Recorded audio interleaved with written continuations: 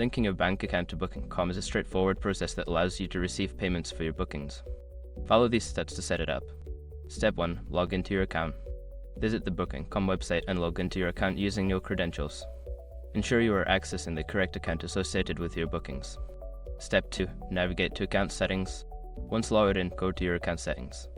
Look for an option labeled Account or Profile in the main menu and click on it to access your account details.